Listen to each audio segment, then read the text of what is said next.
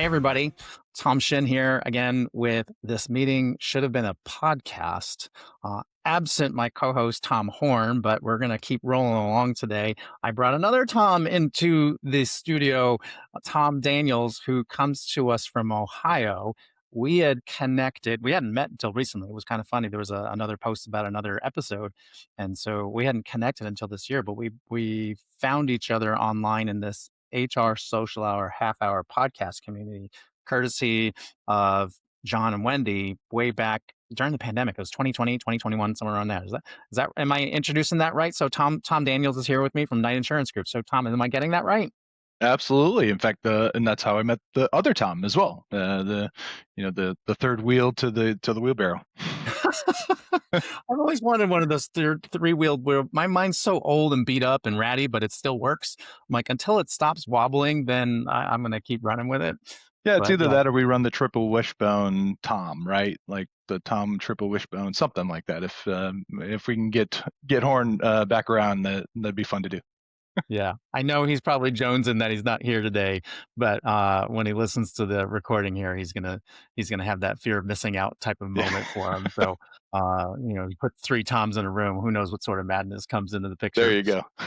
That's awesome. So Tom, you and I, we connected a couple months or a month, 2 months ago, and we've been talking and we've been following each other's, speaking circuit materials and trying to learn a little bit more about each other. And I know one of the big things I wanted to talk about, and one of the reasons we connected so well, was the whole concept of employee engagement.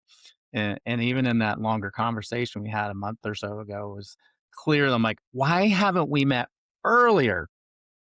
There's some folks that get it, but then there's some folks that really get it. And I had that same feeling when we were chatting.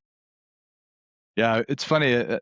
It's happened to me on many occasions actually, where I get into a conversation with somebody and then we go, how have we not met before? Because we have a similar circle, or our circles are so overlapping that we know a lot of the same people. Even locally, that happens to me, and we become how do this is weird, and then it just then grooms into, of course, now it's another contact, another great person to go to and to add to a professional network, to continue to bounce ideas off of, share ideas, learn from each other, those types of things. And so feel the same way about you. Again, we know a lot of the same people, even if they're not local, but around the country for sure. And then, hey, how have we not actually really connected and had a conversation? And it's been great now that we've been able to share some stuff information back and forth, and ideas back and forth. And even before we hit record, we're sharing ideas with each other. So to me, that's what the world is about. It's about making connections and supporting and helping each other. It almost makes me think of, could there be a Tom's networking group? Like only Tom, your first name or middle name can be Tom. I guess I suppose if your last name was Tom, that would be okay too. It'd be a little strange, but you have to have some sort of Tom in your name to be part of the group.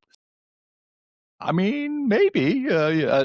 It's funny that you mentioned that this concept of creating a networking group is, and I know we'll talk probably a little bit about being part of an employee-owned company, and I'm part of an employee-owned company, and I was at an event, a celebration with a whole bunch of other people, and I saw somebody I knew, and I hadn't saw Lisa in forever, because we ran kind of in the ATD circles many years ago, and then just hadn't seen her in a while. And so we happened to be at the same event, and she's like, "Oh, you're not at your former employer anymore." And I was like, "No, I'm part of this employee-owned company. It's really great."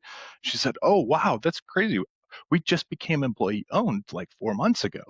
And I said, "Well, that's awesome. If I can help out, let me know." And after I walked away, I was thinking, I don't know anything. I've been part of an employee-owned company for 6 months. I'm still learning. And then that was kind of the impetus to say, well, wait, maybe there's quite a few of us in the area. Maybe I can get a little Northwest Ohio ESOP, networking group together, just to share ideas and bounce ideas off each other. And we've been meeting monthly for almost exactly a year now, just to Amazing. share ideas. So, we can create a Tom networking group, and we can do a similar type of thing. So it's possible. I've seen it happen. Yeah, the reason that made me think of that is like every morning I try to. This is sort of my morning routine. I jump onto LinkedIn and they have the games, right? And it's great because it's little 1 minute puzzles, and I love Sudoku and that sort of thing. And it always tells me like if I finish really fast, if I finish faster than the average. But then the one stat that I always look for if I'm faster than the average is what percentage of Toms am I smarter than? Because it says you're smarter than 25% or 50% of other Toms. I'm like, how many of their Toms do I know that are playing these same games? Now we need to But segment it. That's like maybe the Toms who are right-handed and left-handed versus the Toms who are, see, now you could start having a little bit of fun with that. there's a whole lot of data Maybe collection. that goes back to my marketing research days. Yeah, we're starting to So segment populations. you mentioned the ESOP. So let's talk a little bit more about that. I mean, it's a different experience than most people are comfortable with. And as to your point, when you got started, I don't really know that much about it. I've been part of it. I know here in my area in upstate New York, I can think of one giant ESOP. Stewart's is our local sort of convenience store slash gas station type environment, locally owned.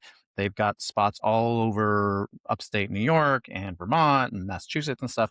I don't know if they're in Massachusetts, but they're in a lot of places in this North Country, and they compete with, your Cumbies, your Cumberland Farms types of environments, your Wawas, 7-Elevens, etc. Just in a local, very well branded and well represented. I don't really know that many other ESOPs in our area. And it just makes me curious. What's so special about it? Yeah, it's so again, I've been here for a little under 2.5 years. So I am continuing to learn about the employee-owned companies, or ESOPs, which is employee share-owned plans. So that's what ESOP stands for. Now, there are about 7,000 ESOPs in Northwest Ohio, according to Department of Labor. That's about the number of employee-owned companies. If you look at the history of ESOPs, I don't know, it goes back about 40 or 50 years, and they became a little more popular in the 80s in the manufacturing environment. And so for those of us who live in Ohio, it's probably not surprising that we have the third most employee-owned companies, or ESOPs, out of any state in the union, behind California and Illinois. I kind of find that a little surprising because Ohio's not very large, but we do have a pretty large manufacturing kind of industry in Ohio, and so I think that that's probably why we're in the top those top three. But our firm, the insurance group, became employee-owned almost 4.5 years ago. And what's happening in our industry is that a lot of the big players are buying the small and medium companies, and our majority owner and another minority owners really weren't interested in having the firm sell and be part of one of the large brokers. And so, as they were looking for a plan for perpetuality, like what's the long game, Yeah, and who's going the to take this on to decision. the next generation and so forth? Yeah. Yeah, and they decided to move towards an employee-owned mindset, and so that happened in 2022, and I joined in 2024. And I'll tell you, Tom, I'm not sure. Now, I've been part of really, really, really large international organizations. I've been part of a university. I've been part of a 5-person company that was privately owned by a husband and wife, and now that I've been part of an employee-owned company, this might be it, in my opinion, for the way that companies can operate and where I would want to spend my time. And part of that is that we all share in the success. When the In a different organization way, and the agency does well, we all benefit from that, right? So right? we all Well, have a vested interest, and I focus on recruiting. And what I tell candidates is to keep in mind that when we're hiring a new employee, we're not just hiring a new employee, we're hiring a business partner, because you're going to have equity in the firm. And so yeah, we yeah. want to make sure we're adding to our culture, adding to our agency, not just adding a new employee, right? We're adding some skill set, knowledge, experience, because we want you to be part of our success, and you're going to benefit from that. And that mindset it's just a little bit different than being part of a big company. And sure, we give you uh, stock options, right? So, or discounts on, you can buy shares. Well, we're granting shares. You don't have to buy the shares. We're granting the shares on an annual basis. And so for ESOPs, it is a long-term game. It's not a short-term win. It's a long-term I win because you imagine want to see similar to that like growth over time. 401k or retirement investments, there's Same a concept. vesting period and Yes. you accrue this percentage like first year, second year, third year, fourth year, fifth year, etc. Um, but what immediately pops into my mind as we're talking about this are all those organizations, I would say small and medium sized, where you have a senior leader or a C-suite or an owner, like, why don't they have the same skin in the game as me? Why don't they want to work as hard as me? I'm like, because they don't have the ownership stakes, right? You own the company, you own the assets, you own the resources, the tech, the tools, everything. And you want that person making 15, 20, $25 an hour to have the same skin in the game, same discretionary effort, or it's somewhere close to it when there isn't any. They might be out on the street. And I know you're going to, those folks defend it. Are like, well, I might be out on the street if I don't run a good business. I'm like, yeah, but it's not apples and apples. Yeah, absolutely. And the joke around the ESOP world, by the way, is if you know one ESOP, you know one ESOP because they're all can be a little bit different. So when you talk about the vesting periods and so for example, our firm, we have a 1 year waiting period. So from the day you start, there's a 1 year waiting period, and then you enter the plan at the next entry point, and then there's a vesting period from there, similar to a 401k. Which, by the way, not all employee-owned companies maintain 401k after they become an employee-owned company. We did, so we're able to contribute to our 401k and get matching funds. Plus, we're of course being granted shares as part of the ESOP. So, as long as the firm is doing well, we're all doing well, and so that's kind of a and the mindset you're talking about is unique, right? When you're employee owned. The line that I use regularly is think and act like an owner because you are. If Right. you were the Well, sole pro that's it.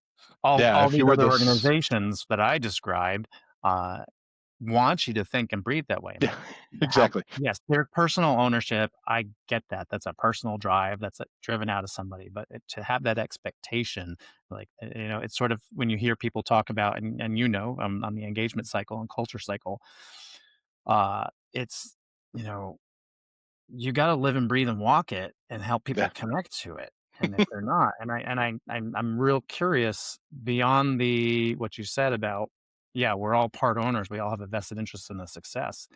The market differences you've seen from those larger organizations that you were in the past, and now you've got 2+ years where you're at to have sort of in your head collected that data, maybe not from certain data points, but how does engagement feel now in this group that you're in now versus what you were in the big corporate sphere? Yeah, I do feel that there's a little bit more sense of engagement or sense of pride in the organization, right? As I say, even with that, think and act like an owner because you are, is the idea that if you were the sole proprietor of this organization, you'd be every day you'd be thinking about how do I increase revenue, how do I cut excessive cost, and how do we become more efficient at what we do. Every day you'd be thinking of those three things, and so in your role you should be thinking the same. One of the things we talk about is your 20 square feet. You own the 20 square feet around you. So take that mindset of ownership of your 20 square feet and live and breathe it every day so that, yeah, you're thinking and acting like an owner, even if it's your 20 square feet, right? And if you have ideas, please submit your ideas, throw your ideas out about how we can increase revenue or cut excessive costs or become more efficient in the work we do. You could tell I say that a lot because that's even the way that I think. Sure, I'm director of talent management and I do recruiting and training and development and do culture type stuff. But I'm also, going to the chief sales officer saying, "Hey, what about this?" Or, "Hey, I have this skill set. Could we offer this to clients, and that will help our clients become a little stickier, right? And want to continue because it's beyond insurance. That's some of the talk we want to have. Is what is it that we can do beyond talking about insurance with our clients to show them that there's more value here? Well, I have some of those skill sets I can use. I'm not an insurance agent. I don't have the expertise in insurance, but I know this other stuff that might be able to be helpful. So that kind of mindset of being able to say, hey, I can offer value even for my role that's not insurance related. It opened up the jar of creativity and innovation without, I know the thing that goes to the the picture is for me is inmates running the asylum. And it's not like people are coming to you, I've got this idea, I've got this idea, I've got this idea. It's not that. You guys still have order and structure and a CEO and a head of the company. There's Absolutely. still, turnover. It's not that everything's perfect, but it does create a different structure. Exactly. That's fascinating. Um, and I know, I'm going to segue this over into kind of the speaking side because you had this great TEDx talk from Bowling Green that talked about the engagement piece being the scoreboard. And so I wanted to give that some attention because when I listened to you and watched that episode, I'm like, oh yeah, just a different way that people don't think about. Like they think it's this. I know when I talk about culture and engagement, people say, oh, it's all fluffy stuff. You can't measure any of that stuff. Like, yeah. So Imagine uh, that, right? how was that whole experience? I've talked to other people who've done TEDx's and you have to memorize and routine. And I know we talked about last time how, speakers associations and tutelage and mentorship and stuff have helped you get there. But what was that experience once you were on the stage? What was that like for you? Yeah. So first of all, thanks for bringing it up. It was a really, really cool experience. It was something that was on my bucket list of things to do, and I had, having worked at Bowling Green State University, it was kind of, I would really love to do it there, and because of the role I had, I was always out of town during the same time that they were doing that. So I applied this year. I got selected. I can remember the emotion that I got at the end of December when I got that confirmation. I just was like, "Oh my gosh, like this is really going to happen. How cool is this?" I was super excited, and so yeah, I was screenshotting it and sending it to family, friends, or whatever, saying, "Oh my gosh, I can't like." And then it was the realization that, okay, so now I have to prepare this thing, get it ready, and I got to be ready to go in about 2.5 months with this memorized talk. And I had submitted, of course, an idea of some research that I had been doing anyway. And so, yeah, the talk is focused on engagement as the scoreboard, not the game. And the concept really is that for decades we've been building all these engagement programs, and how do we engage our employees? That's always the question, and or how do we improve engagement? And I just was using Gallup data effectively when I was reviewing Gallup data on engagement. And then one of the surprising factors that most people don't realize is that Gallup also collects data on employee well-being, and they have since 2008. And really, if you look at the trends between 2008 and 2020 or 2019 and see kind of what happened there, and then you see what happened in 2020 during the height of COVID, and then you see what's happened after that. And what you really find is that engagement was kind of trended pretty steady and then kind of trended up a little bit, and then it really peaked in 2020, um, and then it has continued to fall since then. So in 2020 it was 36%. That's the highest number ever recorded in the U.S. And by the end of 2025 it was down to 31%. Now, when you look at the employee well-being data, that data was in the 24% up to about 29% in 2019, and then in 2020 it was 47%. I Amazing. mean, incredible. And since then, by the end of 2025, it was down to 23%. Right? So, what my thought is like, what are the things that we were doing in 2020 that suddenly became people and employees became more engaged? And I don't really believe it was that people were working remotely. I really believe it was people were working remotely, yes, but managers were calling in and checking on their employees. I was just Hey, gonna say that. That was the Tom, piece. how are you? Right? They were asking questions like, Tom, how are you? How's your family? Is everybody healthy? Like, are you getting outside? Are you getting some exercise? Are you taking care of yourself? And then we were doing stuff like sending care packages home, right? Or we were playing virtual Pictionary at lunchtime with our colleagues, or we might be cutting out a little early, but we're having a virtual happy hour with our Right. colleagues at the end of the day. Or You I could can say in remember some respect that we took time to care, to exactly, intentionally care. And exactly. now I feel like, yeah, we sort of have slowly gotten back to business as usual with these Bingo. hybrid environments. And it's not that Yeah, you don't care, but people stop being intentional about it because we've got exactly. business to do. Back then, you had people on furloughs or partial furloughs, and so you had all this extra time. You're like, well, let got nothing else to do. Let's go on a group walk together. When we found out that helped connect people on another, like we could all talk about, I think masks are stupid, or I think masks are great, and people don't wear them are stupid, and all that stuff. Um, but yeah, now it's like, where has it gone?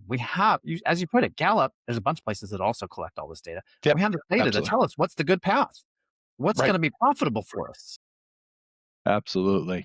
Yeah, so that was kind of the inspiration behind the talk. And yeah, working with the team. I mean, I'm just going to give kudos to the team and the Marvin Center at Bowling Green State University. They were so fantastic to work with in terms of the communication every week, and every message I got when I would ask questions was, "You got this. We're super excited that you're part of this. This looks fantastic." I mean, it was just more that just continuing to show you how excited they were about having you as part of that event. And yeah, and then the event was really great. It was a little unusual for me because while I while I will memorize my typical programs and conference speaking, I know what I'm going to talk about. I know the different sections I'm going to talk about. I know the takeaways that I need to make sure but I may not the stories I'm going to tell, but I may not know word for word exactly.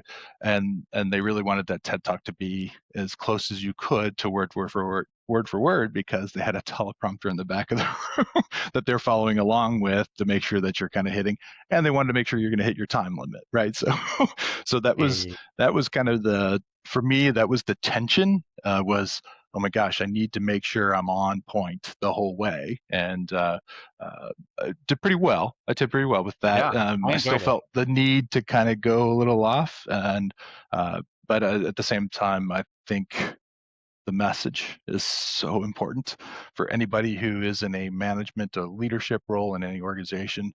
Look, just when you care about your people, they'll be more engaged. That's really that simple. You don't It have to really is. create all this. Oh, we're going to have this incredible wellness program, and we're going to you know let people leave early, or I'm like, no, it's not that. They just want to know that you care. You care, and if you care, they're more likely to be more engaged and say, hey, you know what, my supervisor, my boss, whoever, they care about me and genuinely care. And so Right. I'm It's going to be not a little gonna more fix even. productivity issues, right? I mean, from Yeah, a standpoint of if somebody's gonna slack, they're still gonna slack. that's right. And I don't say that from a tech side, it's just there's an engine that some people have in it, they're gonna hit their metrics or not. But you're definitely gonna see the result of that care in how much extra effort goes into trying to learning a hard concept or learning a Exactly. specific set of steps and mastering, perfecting this document or whatever they're working on. You're going to see the result of that care in that employee's results. Are they trending in the right direction, or have they really hit the peak? And that's where you have to make some of those tough calls. And I know you, even in an ESOP, you probably run into those too. You're nice people. You're not meeting expectations, and everything that we're doing is just not getting you there. And maybe it's best that we find you a different role within the organization or help you find one elsewhere. And that's always the hardest part of that is you meet everyone, Yeah, want absolutely. everyone to fit, but they don't. Yeah, And so yeah, so the engagement's the scoreboard, but the game is, how are we really treating our employees? How are we relating to them and caring for them? And so yeah, so the longer program that I have, we kind of go into a little bit more detail, because mhm. in a TED talk, you get 12 minutes, but in the longer hour-long program, we can really dig in a little bit more on exactly some ideas of what we might do to be able to care for more employees. So that's what's a lot of fun. Have you thought about doing another one? Another TED Talk? Absolutely, I would do it in a heartbeat. I think it would be a lot of fun. I think my topic would probably jump right back to the employee ownership, and to talk a little bit about that kind of that value and the mindset that goes into being part of an employee-owned company. Yeah, and why I feel like that's the model that most companies should move to, frankly. Yeah. I mean, harder for your giant Fortune 100, Fortune 500s, but on the whole, your most of your businesses across the whole United States, and I would imagine in other parts of the world, are largely small, medium-sized businesses, so it's Yeah, possible. absolutely. But, how I think the deep Publix public. is like the largest employee-owned company in the country, and somehow they can pull that off, right? Like, so it can be big companies as well. Yeah. Yeah, I think that the challenge is if I'm not an ESOP, how do I bridge that magic? Because it is a little bit of magic in that high performing, high engagement, Hmm. discretionary effort world. How do I get there? And that's part of why we're all here and trying to get the best out of people. And that brings me to a post you had up not that long ago. I saw, like, you were talking about going to Florence from a while back, but the post was Ah, recent, and sure. I went. Geez, now I'm looking back 20, no, 30 years ago. Yeah, okay, now I'm old. But I remember seeing different I was parts, in Florence right? more recent than that, but yeah. We're But the talking about Florence, Italy, not yeah, Florence, Florence, Kentucky, right? Kentucky? Yeah, Yeah, yeah. yeah. Florence, Kentucky, no, I was in there more recently. I had to go to Cincinnati back in my publishing days. But, yeah, it's the vision that you had in that post talked about the statues that Michelangelo was shaping and how, I'm gonna let you describe it just because it was such a beautiful image and I could just sort of see it, Yeah, cool. materializing in my brain. Yeah, so I've been to Florence a few times, and I was incredibly fortunate when I worked at Bowling Green State University that part of the programs that I helped support included international experiences for these adult students, and I would go along with the faculty member more on the logistics side, and it was, yeah, people say, hey, it's like a vacation, and I'm like, no, it was work, but I was Right. working in Florence, Italy. Like, yeah, so it's a lot of work. And at the same time, when I remember the first time we were going to see the David, right, the infamous David, and I remember people talking about it, and of course seeing images of it. And so we're in the museum, and the curator that was taking us around, and she said, well, you're going to go around the corner and you're going to want to go right to the David, but pause, just wait there at the end of the hallway first. And I was like, oh, okay. And so we turned the corner, and of course you're like, oh my gosh, look at that. It's incredible. And then as she started to talk to us, she said, well, this is called the Hall of Prisoners, basically. And I was like, okay. And what she said was that Michelangelo was working on a number of different pieces when he was commissioned to do the David. And these are unfinished pieces. And that the reason that they're called the prisoners is because his mindset when carving a statue Yeah, is out of that he marble was or what have you. Yeah. releasing that, like that statue, that person was in that marble or whatever material, and he was releasing that person from the marble. And that's why they're called the prisoners, because he never finished releasing them from the marble. And I've always just, that always resonated with me, really kind of resonated with me in terms of how how mindset of that. And I think the last time I was in Florence was, wow, probably 2021 or 2022, something around there. And I was in a recent leadership development program that was kind of facilitated by somebody I respect a lot, which is why I signed up for it. And as we were sitting through this session around coaching, I don't know what it was, but it was this, wait a minute. There's a lot of congruency between what Michelangelo was doing with these statues and that mindset to what we really should be doing with coaching. Because you could say Michelangelo's just carving something and making it his own because he's just carving it to make it look like something he wants. But what he was really doing is trying to break off all the self-doubt, the all the barriers that were causing this individual or this statue to stand out. Well, no, what we do with coaching, right? We're not, when we're coaching somebody, we're not trying to make them something that we want them to be. We're trying to help break down all of those, the clutter around them and all the noise around them to help them be the best that they can be. And it was just one of these, and I was like, I feel inspired to write about it. Well, I and you I think want to. about that, right? Each person develops, grows up, matures in their own timeline. We kid about boys mature slower than girls when they're growing up in their teenage years and so on and so forth and growing to adulthood. There's probably a lot of science to that. I have to agree. It's just from a being a grown up. You definitely see it with other friends, neighbors, kids, and this and that and the other. It's not universal, but sort of the employee, the future manager, knowing how to break free from the marble, if you will. You know, you as the artist, the influence, the mentor, helping chip away some of those pieces, whether you think about it from the hen chipping away some of the eggshell to help the chick out of the shell, Yeah, or like my comic brain goes into seeing Voldemort in Harry Potter sort of screaming out from this whole mess and eventually coming out of his shell and I'm here. But yeah, that development cycle, not we look at it very one-sided a lot of times that, they haven't done what they needed to do to get here. What yeah, did we do to yeah. help them get there? What barriers did we knock out of the way? Did we get that, really sticky piece of marble out of the way to help them shape out? Absolutely, right? Because they probably have some of these, these doubts or these assumptions or these self-limiting, kind of behaviors. And how do we help them recognize those so that they almost kind of like, I mean, I'll use a different analogy, like He-Man, right? Like just kind of like break out and be like, yeah, now I see it. Now I'm out, and now I can figure it out for myself, or I can move forward now because I've been able to break that. So yeah, I was I'm not, again, I'm not sure why after maybe 2 or 3 4 years it's been since I was to Florence and last saw that, to sitting in that session and going, wait a minute, this is just what we're talking about. This is what coaching really is. So Michelangelo was just coaching.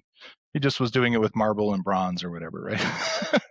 Well, and it's like there's a book called Sapiens, and I'm sure this phrase is written in other books as well, but one of the lines I like about it was that there are no new ideas. It's just you're taking an idea and spinning it a different way, applying it a different lesson. And so now we're taking Michelangelo's experiential model and example and applying it to today's lessons for someone else to connect to. So some people will find that 100 years from now, they'll apply it in a different way, which is awesome because we have the ability to adapt and evolve and grow from one another. It's just with all the information out there, who's going to hear it? That's the thought that goes into my mind. Yeah, no, I get it. I get it. And sometimes you think about those things and you get inspired. You just got to write it out. All right, think it Yeah, out, write it out, and yeah, hopefully it resonated with resonated with you. So thank you for that. But hopefully it resonates with some others as well, as when they start really thinking about a real coaching experience. Is right. that your Well, job isn't to mold somebody. Your job is to release that person to yeah. let them be themselves. Right. I think that's the danger of mentorship, right? We run into scenarios where that mentor still has a bit of an ego. I know lots and I can teach you this. Versus as you get more experience, again, it's a maturity piece. I'm not here for me. I'm here for you. You ask the questions, I'll poke some more questions and help you come to your own realizations. So it almost feels like you came up with this on your own, and I don't need credit. And I guess that's the essence of leadership, is right. Let them take credit for their own thing. You're just part of the journey, Yeah, and and that, so that builds confidence, right? That when they figure those things out on their own, and it builds confidence and momentum, and well, that's why you were meeting with them anyway, right? That's what they were looking for. well, and it Right, turns so into that it's pay it awesome. forward type of thing. Eventually, you're going to teach that to someone else. You think Steve Brown's HR on Purpose, right? You have your mentor above you, and then you're mentoring somebody below you, and it's just be intentional with it, and you have this opportunity to do something with it. But back to the other piece we were talking about is: are you taking the time? Go back to COVID. Mm, Are you taking mm. the time to care to show that lesson? Versus, I have this argument with people all. I don't say argument, but it's easier to do it myself. It's faster to do it myself. It's only gonna take me a minute. I'll show them another time. No, you won't. Probably That's not. the reality of it. So Probably tough. not. So many lessons. So many lessons. No doubt. So the last piece I wanted to get to, because I know we're coming up short on time here, and I just, I love it when I see people's community connections come to life outside of the traditional uh, corporate world, corporate interests, and it just shows another piece of the humanity of us all and what we all have in common. So you participated in this avenues for autism recently, and it sounds like it's something that's a longer term Hmm. give back, if you will. So I wanted to give that a little bit of attention and give you a chance to tell others how that affects you, how that impacts you, what got you involved, and so forth. Yeah, no doubt. So Avenues for Autism is one of our local nonprofits in the region here in the Northwest Ohio area. Been around a long time in the region, and the real focus is, and I would say the mission is, letting people should live without limits, right? We should all be able to live without limits. And so, what Avenues really focuses on is the individuals and the families that live in our region who are affected by autism, whether it's a child in the family, maybe it's an adult, or maybe it's somewhere in that family. And what we've really moved to is making sure that there's some grant options for those families to get support and the help that they may need. Um, they run some social events to allow some of that social interaction to happen. What they've started doing, what Avenues have started doing in the last several years, is a navigation system, or a process. So, if you're if you're a parent and you suddenly find out your child's been diagnosed with autism or somewhere on the spectrum, you're usually said, "Hey, your child's on the spectrum. Luck. That's it. Good luck." And so, uh, but who are the best doctors to go to? Who are the best dentists to go to? What other services are available in the market? And so what Avenues has been able to do is do some of that work and vetting out and understanding what are the better options for those family members so that they have an idea. They can start somewhere as opposed to just being on their own.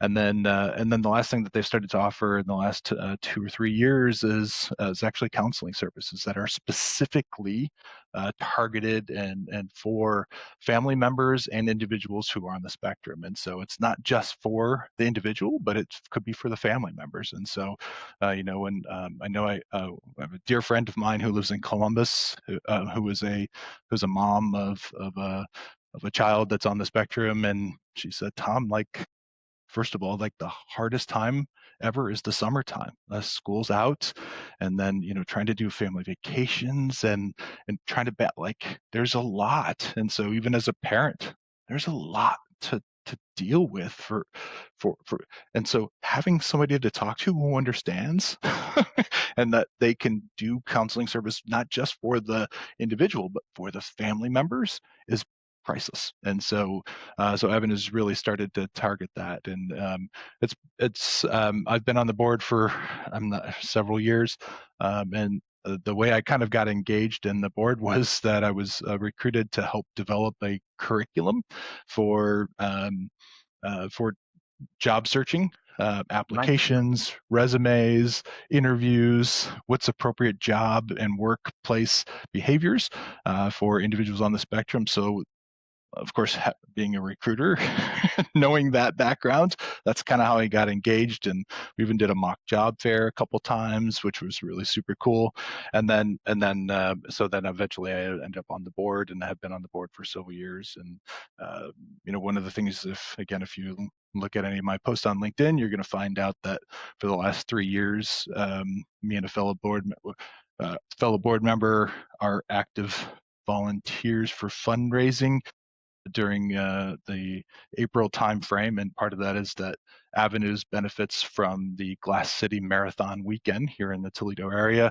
We're one of I think we might have been the charter nonprofit beneficiary of the Glass City Marathon weekend. So our team volunteers a lot of time during Mhm. that weekend, but so rather than volunteering, me and a fellow board member who happen to be runners opt to run the 5K, which is the day before the marathon and half marathon, and we run the 5K in an inflatable costume to raise money for the organization. So this year we dressed up as cows. So what I would tell you is it was utterly ridiculous and might have been a little bit legendary along the way, and so we it was just a great way for us to enjoy what we get to do, and then of course make fools of ourselves a little bit with the inflatables, but we're raising money for a good cause and bringing some awareness to the organization, and it's incredible to see the smiles and the laughs.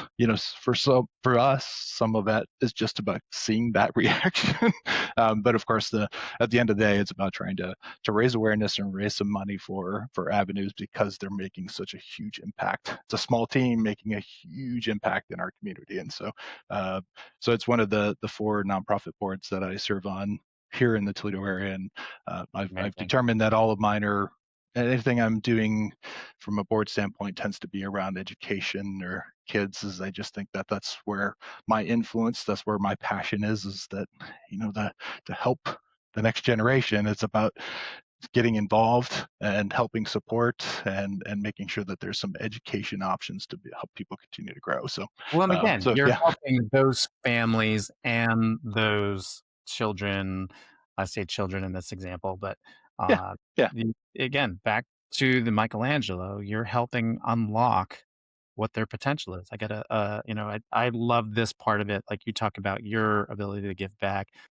I think part of what I enjoy this podcasting forums. We have to talk about a bunch of stuff, get a bunch of attention on things, but hopefully that gives some other communities ideas on how they can do things. I got another friend, my friend Stina. She's somewhat Miami, somewhat New York, but she provides coaching services for folks in that arena in the neurodivergent space, both from an organizational standpoint. How do I adopt a forum or a format that welcomes folks that are in that spectrum universe, that neurodivergent universe, into their best selves in the workplace. I think about shows like The Pit, if you've seen Oh, that sure. with Noah Yeah. Wyle, and how, Mel talked about her sister and the lighting, right? And all these different, it's getting so much more attention, which is beautiful. I wish we Yeah, had 20 absolutely. years ago, 20, 30 years ago. When I was a kid, they were just weird.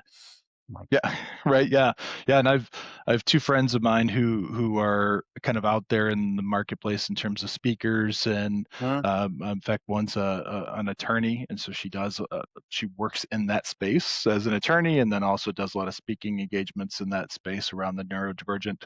How do we think differently about thinking differently? Is kind of her theme, and I'm like, my gosh, Laura, I love that that concept, and then my friend Nancy runs an organization called Neurosity, and part of that is that she found out as an adult about her ADHD and dyslexia challenges, and was like, and she was very successful in the business world, and much more about, hey, you want my brain.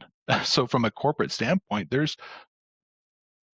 we shouldn't be pushed to the side. There's value. What's the value that she Take the has in those border off the capacities? box, right? As I point Exactly, to my right. screen And that we're so on here now, the highlights when people are talking, but take the border off the box. Let it get a little fuzzy. Like when we were kids, we could draw outside the lines. We force people to draw inside the lines to make it neat and pretty. I'm like, think about those cute pictures when you were growing up. Your kids drew the fire truck that looked like it had hairy wheels, and also I can see it.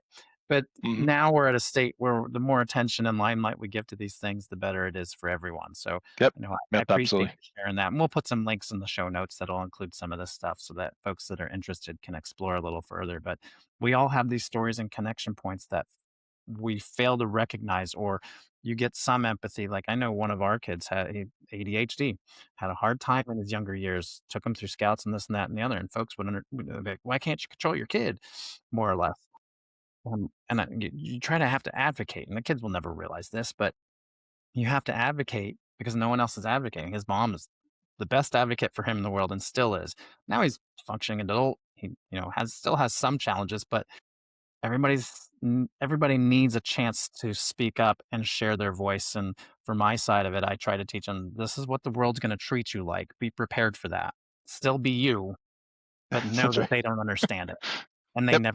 some people never will. They're just, again, back to the phrase, very sad to say, they're just going to think you're weird. Yeah. And that's Yeah. not okay. But if you know about it, you're better prepared to explain who you are. Yep. So, No, couldn't agree more. Couldn't agree more. And again, they're doing, in my opinion, Avenues is doing incredible work. It's a small team that's doing incredible work and such impactful work in our community that I'm proud to be part of that board. To see them making that difference.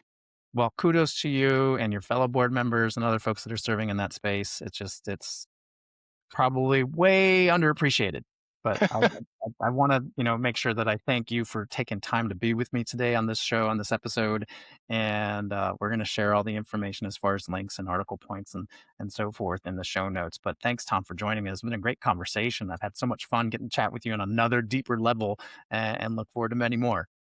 Yeah, absolutely. I appreciate the invite to be on the podcast. I think we could have just had the conversation anyway. So, I think the title of the podcast is it's accurate, right? So this is just a meeting between you and I, and others get to enjoy that conversation as part of a podcast. So, Yeah, so thanks for the invite. we'll thank Claire Stroh, because that's where you and I Oh, you that's had right. commented on Yeah. a post from her about her episode. I'm like, how have we not spoken? So here we are today. Here we are, right? It's awesome. So In fact, the funny part is that I met Tom Horn the very first time in person because I was doing a client project in Denver. And so I sent him a note, said, dude, I'm going to be in Denver. Can we get together, have a beverage or something? And he said, yeah, let's do that. And then he said, by the way, Claire is here. She's going to join us. And it was like, wait a minute. I didn't know Claire was, I guess, didn't make the connection that she had spent some time in Denver at the time. And so I got to meet both of them in person while we were hanging out in Denver on a client project. And then, we went our separate ways and did our thing. But, still connected to both of them. And now, of course, being able to connect to you as well. So it's this is the way that networking works, right? right, it's funny. There's going to be this whole undertone of who's connected to Claire as the sub theme for our show. Hey, it works. Well, thanks again, everyone, for listening into this Meaning Should Have podcast. We'll catch you in the next episode. And Tom, thanks again for joining us today. Awesome. Thanks.